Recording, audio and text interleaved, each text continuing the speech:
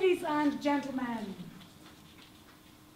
you are all very welcome here on this day, 1st of April 1951, for our talk on the Drawda Municipal Art Collection.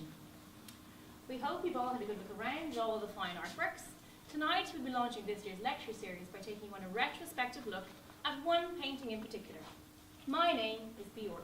My name is Nana Reid. And we are both artists. We are both artists. Yes, both artists. And together we will be presenting one painting in particular, a street scene by John Cassidy, and perhaps examine the effect a painting can have on our current climate here in 1950s Ireland. We have worked tirelessly here in Drogheda to bring together a collection of artworks that represent all that we are.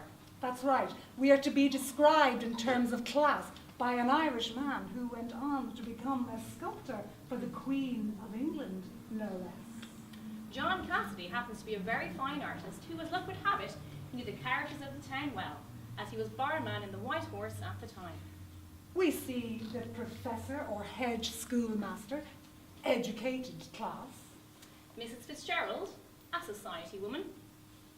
The White Horse driver in his carriage across the road. A little boy playing a concertina, a trad musician perhaps, and in the background, a postman. And this tall woman, our very own Kate the Navvy, Mrs. Catherine McGrath, hawking her wares outside a lady's clothes shop. All life in the briefest glimpse. Captured in a tiny frame. But suggesting a whole society, a whole town. In the background, the fossil. And beyond the frame, but not in the background, would be Lawrence's Gate, Millmount, and under construction around this time, the magnificent railway viaduct, spanning the ancient River Boyne.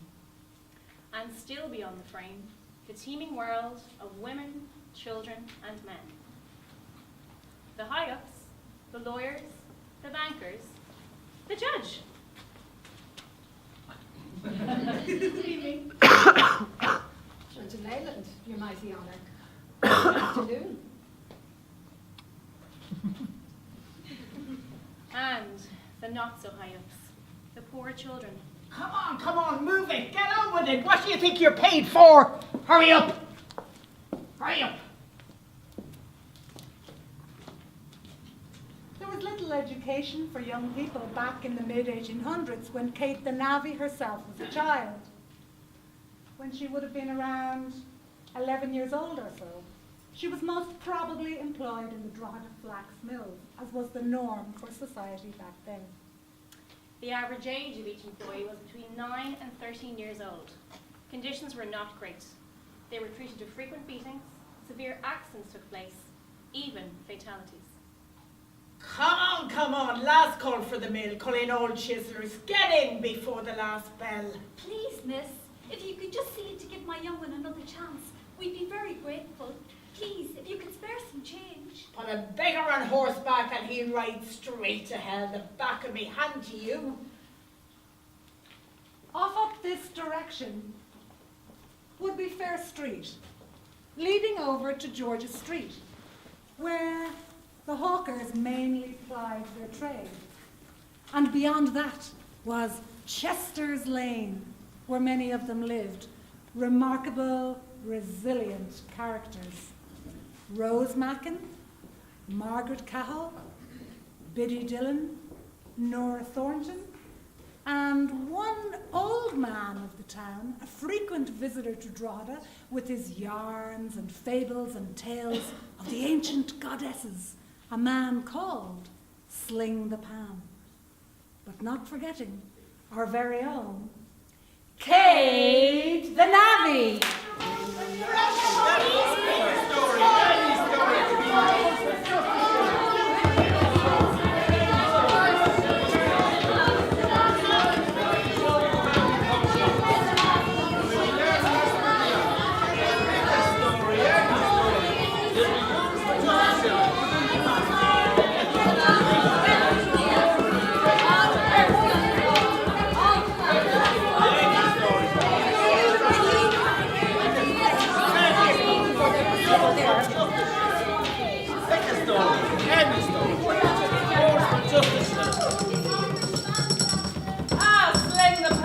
you're back in town. Sling the pan, sling the pan. Oh, Miss Chilla. Now, people, pick a story. Any story can be yours for just a shilling. Let me show you where you come from. And when we learn the lessons of our elders, I'll tell you about the goddess born. For a shilling, just a shilling. Don't let who we are be described by who they are. Don't forget where you come from. You're descended from royalty. They're children of two of the Dannon. Here you!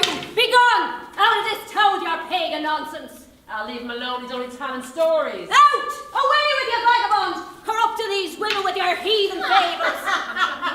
Corrupting us, is it? Oh, you're a bit late, Father, concerning yourself with that. And may the Lord forgive you and your false doctrines too! There's nothing can be cured by what's found in the ground around here. My mother taught me where to find the right herbs, and her mother before her, and all the generations.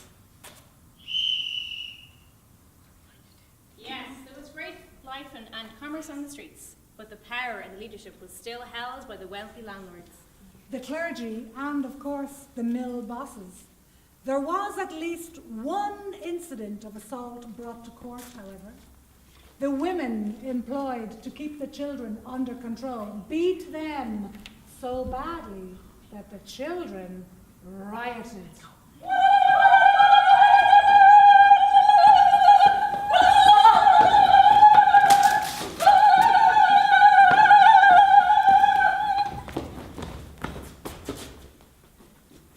Unfortunately, when the trial came about, none of the children could identify the woman accused. Only one was charged, a Margaret Mitchell. And she was imprisoned for 3 months. Come on, last call for the mill, calling old chiselers. Get in before the last bell. Please, miss, if you could just see it to give my young one another chance. Please, we'd be ever so grateful. You again, is it? You're wasting your time. That one's never listening to us. It must be the invisibility juice I do be drinking. What about me troubles, missus? What about the dust in me lungs? Last call for the mill, calling old chiselers. Get in before the last bell.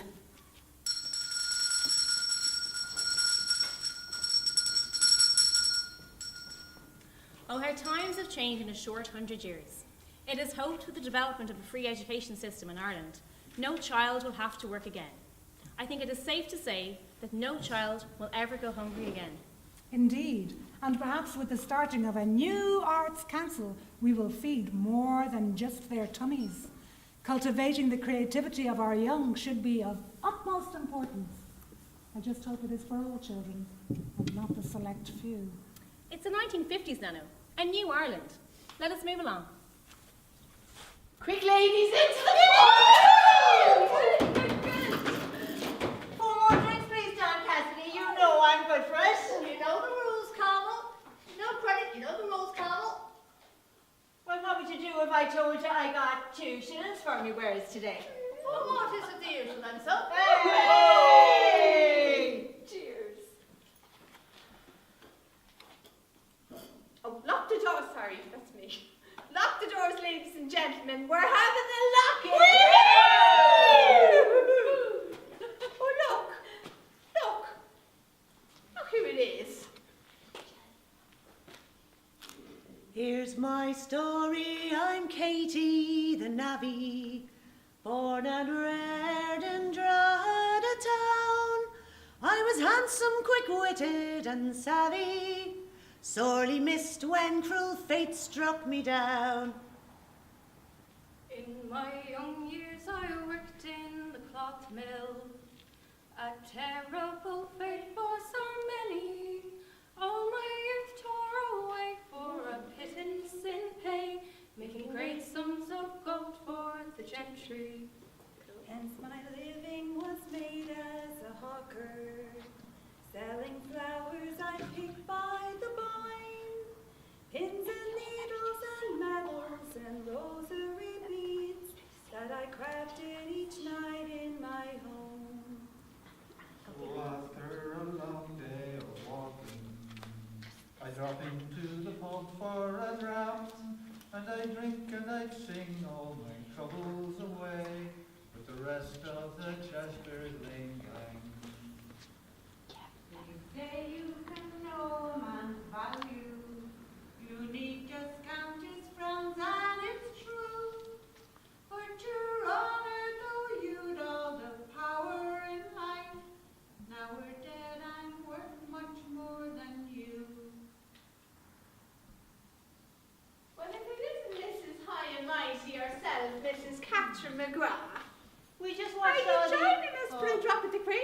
Kate?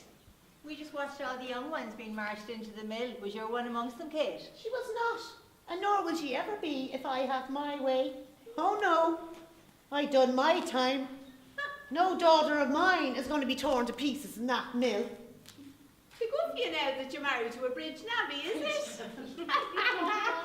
Oh, it is, Sharon. Yes, it is. So I won't be staying long, just for the one. Sure, I have to be getting in the meat and the 2 veg for the dinner tonight. It's far from meat and 2 veg, you are reared. They're going to give us a house in Ship Street when we're done. I'm going to be moving, ladies. No offence, but this place is a kip. Kate, that's great news. You won't forget us here in Chester's Lane, will you? Remember who looked out for you when you had nothing? Of course I won't. Message from Mrs. Catherine McGrath. Mrs. Catherine McGrath. Yes, that's me. I'm Catherine McGrath. Sorry, Mrs. McGrath. My name is Mr. Thompson. Mr. Thompson. And I've got some very bad news. News? What news? Well, your husband has been involved in a terrible accident. He fell off the scaffold earlier this morning, and he was tragically killed. We are very sorry for your loss, Mrs. McGrath, and we, at the Dublin-Belfast Junction Railway, offer our sincerest condolences. However, we will pay for the funeral. Now, here's his last paycheck, and the company says to pop in as soon as possible to make the funeral arrangements. He's dead? But he can't be. What'll we do? With the house in Ship Street? What do you mean? He couldn't be. I don't understand. Now, the company will pay for the funeral arrangements, Mrs. McGrath, but you have to understand, because he's no longer working with us, we cannot pay him anymore. It's not a charity that we're running. Now, what about your family or the priest? It's just us. Wait, don't go. Who'll take care of us now? Me and little Catherine. I'll do it. I'll do his job. Now, Mrs. McGrath, I am very sorry for your loss, but that just would not be possible. Have you any idea, woman, how hard it was for me to come here and tell you this? And if you must know, your husband had a few more drops of the crater than he should have had at the time of the accident. Now, do you want me to withdraw the offer of the funeral expenses now? Is that what you want? Of course he had a few drops in him. Sure wasn't he terrified of the height, the poor soul. Look, Mr. Thompson, I'm a strong woman. There's not a thing my husband can do that I can't. I'm begging you, Mr. Thompson, please don't make my child endure that mill. Please, Mr. Oh, would you stop it this instant, woman? For the love of God, you're making a holy show of yourself. A woman, navvy, don't be so ridiculous. Stop it this instant. Please, mister. Please, mister.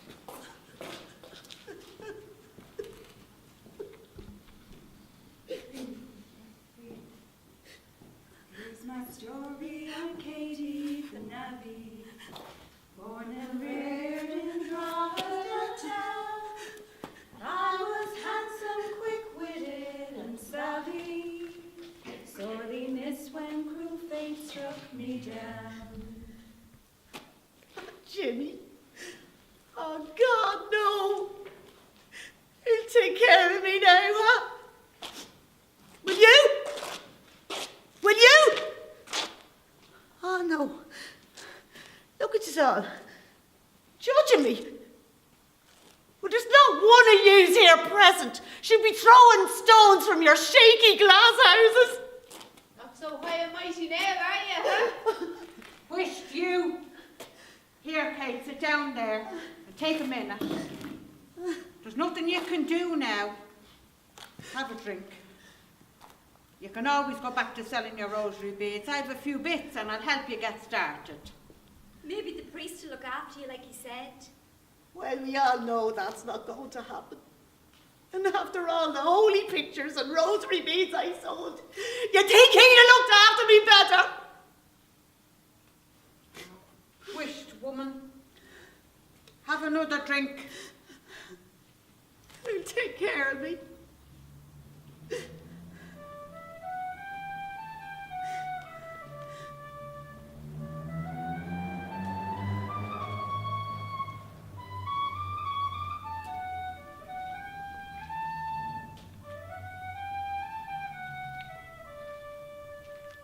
Now I lie here surrounded by mourners who are keening me now that I'm dead.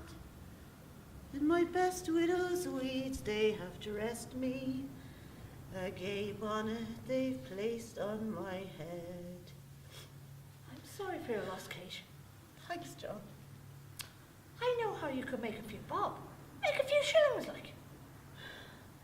I can't think right now. Will you talk to me again, John? It's this art stuff, you see. I'd really like to paint your picture. Jesus, Mary, and Holy St. Joseph, my husband is barely cold and you're proposing some indecency already. The cheek of you. Not that kind of picture. I'd just like to paint a picture of all the well-known faces of the town. Ah, you must think I came down to bine in a bubble, John Cassidy. If you don't leave me alone, I'll clout the ears off you. Okay, I'm sorry, Kate. Will you consider it? It'll be great. You'll see. Go on out of that. Yeah, wait. Give us another drop of the porter before you go. Here's my story. I'm Katie the Navvy, born and reared in Drogheda town. I was handsome, quick-witted and savvy, sorely missed when cruel fate struck me down. Oh, like royalty, I in my fine coffin lie. Not me, though. I don't see what they see. I see a monument to lost men, like my fella, who died. Also, they could cross the river without stopping. High above Bowen, above her noise and her smells and her clatter, where we live our lives and sell our wares on Bowen's banks. No time to swim our waters or fish our depths or feel our soft silk between our toes. I've worked every horse fair from here to Navan since I was a chisel, and 'twas on one such ramble that I met my fella. Men from all over Europe fought over this river.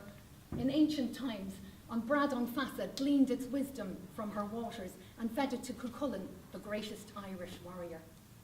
They say she's a calling river.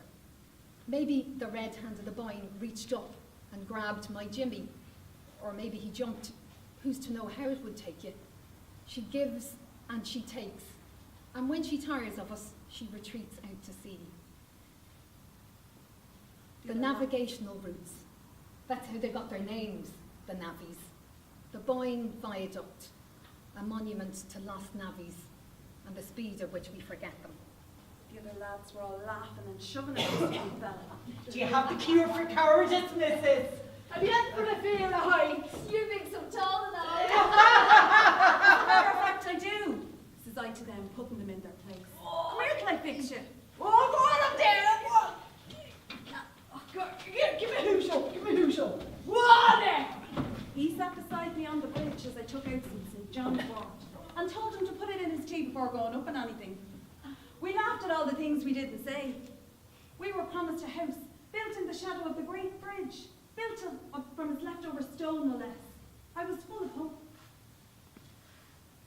When my man got the job as a navvy, we thought all our troubles were over, for the viaduct bridge was the wonder of man. Sure, we thought we'd be living in clover.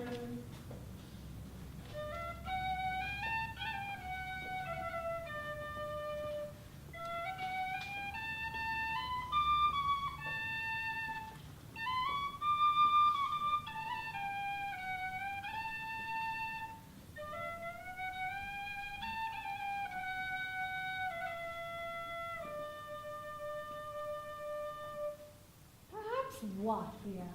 Perhaps when these new council housing schemes are up and running, there will never be a homeless person in Ireland again. But my joy, it soon faded to sorrow when they told me he'd plunged to his death. The red hand of the Boyne held him down in the mud. The red hand had squeezed squeezed out his last breath.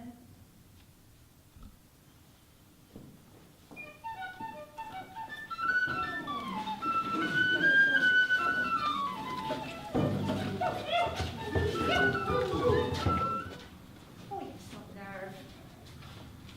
Get your medicine here, bog bean for those aching joints and sore bones. Can you not hear me? Or are you all deaf above in Dundalk? Get your medicine here. Sure, you look like something that the cat dragged in. Go on back to the bog with you. You nearly killed us with your poisonous concoctions last month. I wouldn't touch you or your stuff with a 40-foot barge pole. Don't be fooled by the Amadon head on her. She's a witch from Dundalk. And who are you calling out a witch? Ah, you're an old fucking cat that was dragged in. Ah, you're nothing but a beggar from the Boyne, squabbling through the entrails of awful, waiting for the big red hand to come up and grab you. Oh, you think you're great with your big fancy bridge. Oh, you think you're great with your son. Oh,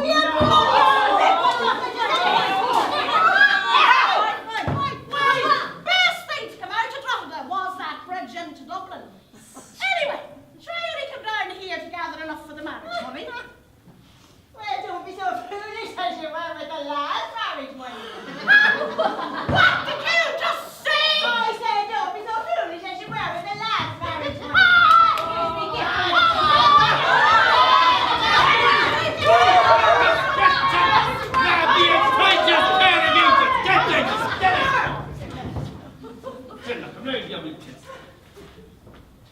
Now, people, pick a story. Grainne, sit down there. Pick a story, any story. I'll tell you about the goddess Bowen for just a shilling. Get you. Now, Bowen was a wild woman who fell in love with the Drawda. They went to the cup last time. My mother taught me where to find the right herbs. Her mother taught her, and all the generations before her too. There's nothing can't be cured by what's found in the ground around you. We've been quietly there, where life starts and ends since the beginning of time. Bowen, wife of Necton, son of Labrad, son of Nama, went with the cupbearers to dwell at the green of the fortress. Now, Bowen was already a wild woman who fell in love with the Drawda. The Drawda played his harp to the sun to hide their affair, so she could grow Angus in her belly. He made time stand still, so 9 months was only a day. These things I learned from my mother. Your mother teaches you not to be careless with yourself, nor with others. Not to tell all you know, nor to show it. She teaches you that they'll fight you for what you know, and worse, and that even your own clan can't always be trusted. Not one to be told what to do.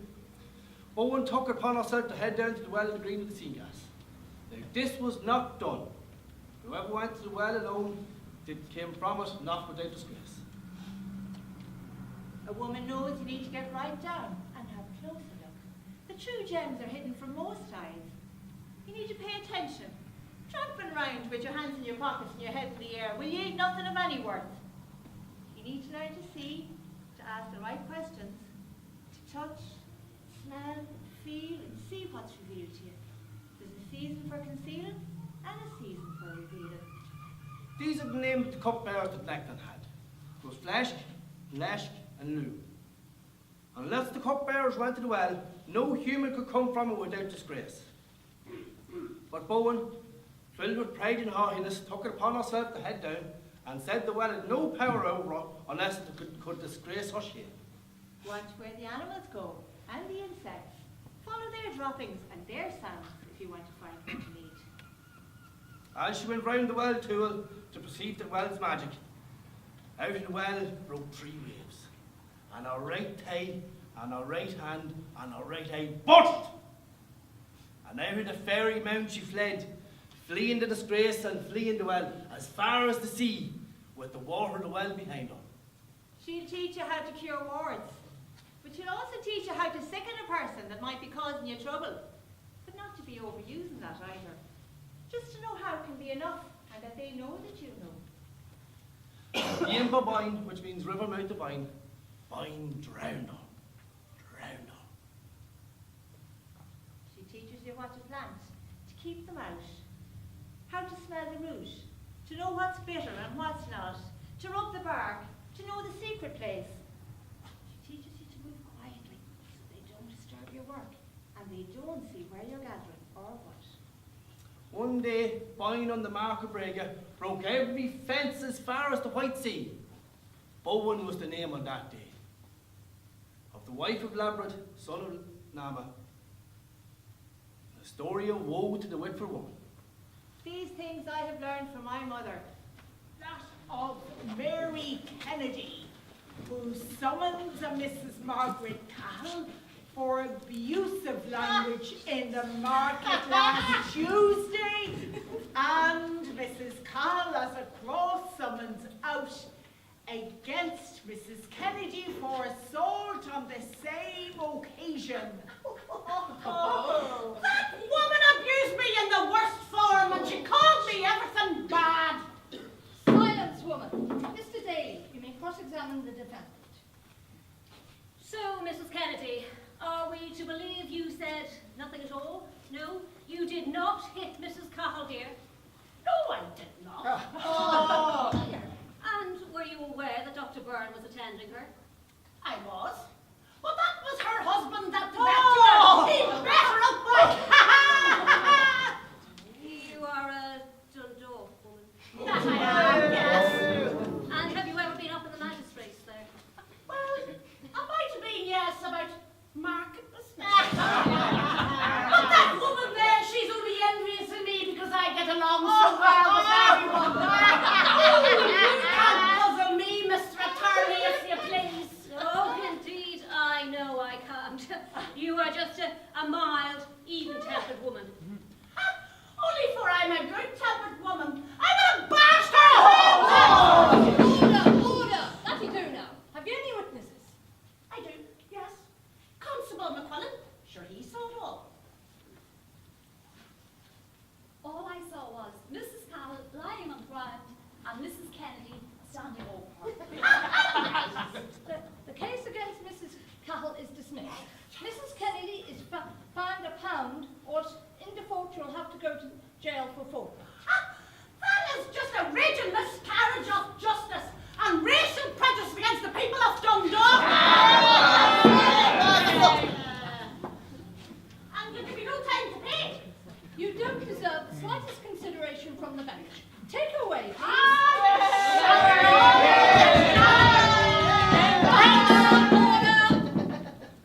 Your Honour, the next case is that of Biddy Dillon of Chester's Lane, found to be inebriated on Wednesday last. Afternoon, Biddy. Not long since we last saw you. I can only presume you haven't been keeping well. I'm as well as I'm left, Your Honour. Well, what's your excuse this time? It states here that you were found drunk and disorderly in the Franciscan Church in Lawrence's Street. How come this came about? 'Twas a simple question, Your Honour. I didn't mean no offence. And what participated in this action, Biddy? Well, Your Honour, I simply went in there to ask if God loved me too. Did you get your answer, Biddy? Father Duffy deemed my request too wanting and had me escorted from the church. But it was in the middle of Mass, was it? Am I right? You are right, Your Honour. I find I'm often drunk when saying my prayers. Indeed. It purifies my thoughts. Indeed. The green will nourish and the shamrock flourish. Blood and nouns, let's have a drink. Hey! Enough of this nonsense. I hereby impose a fine of 2 shillings and 7 pence. How much? 2 shillings and 7 pence. God only knows you open your mouth very big, you know. Order!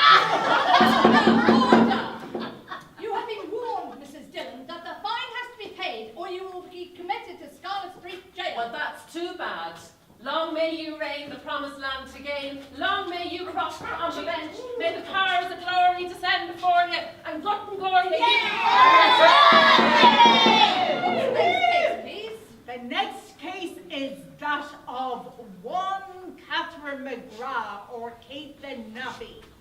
she is commonly known. Persecution. I have no idea, Your Honour. Persecution, it is my persecution. Kate, this is not the first time, Kate. How come you're here again? The soul is destroyed, Your Honour. Soul is destroyed. John Cassidy stole me soul, Your Honour. Constable, what's she blabbering on about? There is some truth in it, Your Honour. There is indeed a very fine oil paint in the White Horse Hotel, which features Kate the Navvy, executed by a Mr. John Cassidy before he took himself off to Manchester. A street scene. A very fine paint it is too. An odd critic now, you Constable. Part-time, Your Honour, part-time. I don't really know much about art. Well, I know what I like. An oil painting, you say. Just as well it wasn't sketched in watercolours, for I feel with all that crying, it could have been a whole other image. Order! I hereby impose a fine of 5 shillings with costs. Notwithstanding, you will be bound over to the peace for 7 days in Scarlet Street Jail. All rise.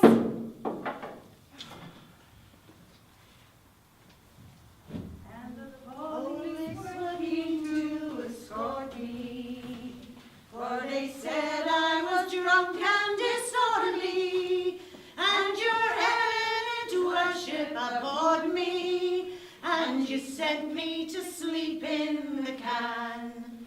Off to Scarlet Street Jail you'd off send me, for 7 long days there to languish. Not a thought did you spare for my young one at home, but a deaf ear you turned to our anguish. Quaint notions of artistic identity. I mean, art. It's hardly for her, like. Well, that's not true at all, Nano. Over 80 people a day come to the gallery in the corporation buildings. I'm sure Kate would have loved to be recognised as definitely Droghedan. I admire your hopefulness, Bea, but if truth be told, the only way most of the Philistines of Drawda would ever view Kate the Navvy's image would be if we were to hang it over the shrine to Saint Anthony. Even then, their eyes would be too closed in prayer to do much more than pray for the blessed recovery of their lost treasure. Your cynicism is at odds with the view that the rest of the country enjoys. It's 1951, Nano, and new arts council has been set up. The future of the arts looks bright. I admire your optimism, Bea, but I have my doubts. Well, maybe if you spent less time entertaining the German ambassador in your pub in James's Street, you might engage with the locals quicker. Well, he's nothing if not interesting. Anything is better than the banal.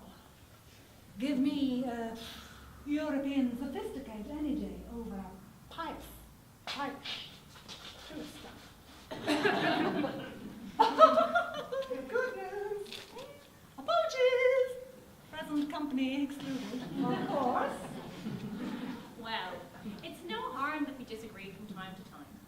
What we can agree on is that this collection is a great resource for Drogheda. We'll hope you'll join us again for the next lecture series. We'll adjourn now for tea and buns.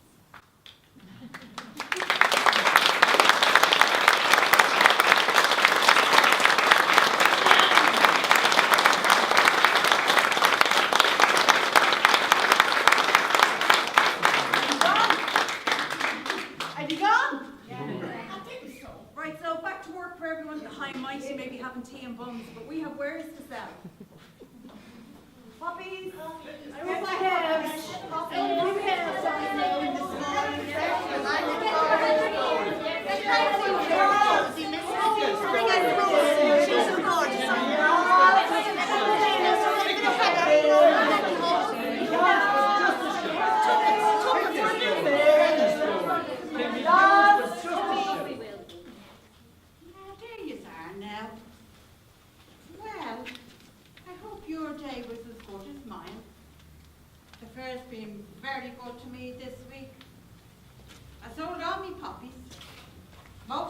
lavender, and all me rosary beads. It's an essential I'll be getting at this rate. Sure, the good Lord himself wouldn't begrudge me an old scoop or two. Biddy Dillon's gone in before me. She's keeping a seat at the bar. Apparently, they're all talking about my painting up in the White Horse. I didn't like that at first, but I got used to it. I accept it now.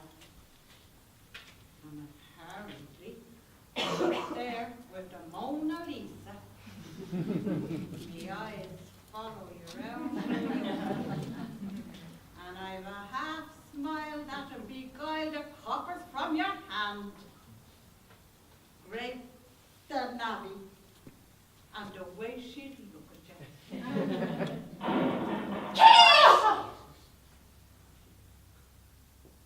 Around the walls of the humble one-room tenement we sat, several women paying our last respects to Kate, narrating her many frolics, praying and wailing for her repose. She belonged to a type and class of which you might have said to be the last representative. She was known in the country round, a fair wake-up merrymaking.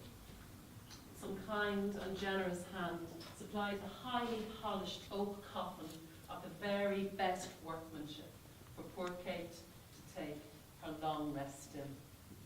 If she could but only open her eyes, to see herself lying in such state, 'tis a proud woman she would be. I once posed for an artist called Cassidy, for a painting he called the street scene. I hear tell that he later became quite the man, making statues no less for the Queen. As I left Chester's Lane for the crop fair, to make merry with all down the town, a stray horse cart bore down and impaled me, and it dragged my poor body around. Oh, like royalty I in my fine coffin lie, polished oak and brass fittings and satin inside. In the lowliest, humblest hovel in town, rests the Queen of the Chester's Lane gang. Oh, like royalty I in my fine coffin lie, polished oak and brass fittings and satin